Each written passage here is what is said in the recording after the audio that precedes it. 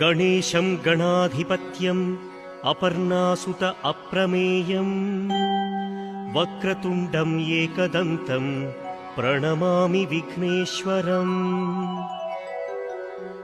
चित्ररत्नविचित्राङ्ग चित्रमाला विभूषितम् कामरूपधरं देवं प्रणमामि विघ्नेश्वरम्।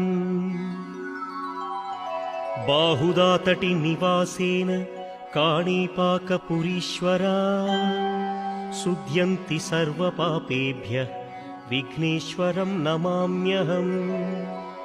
मूषिकोत्तममारुह्य देवासुरमहाहवे योद्धुकामं महावीर्यं विघ्नेश्वरं नमाम्यहम्।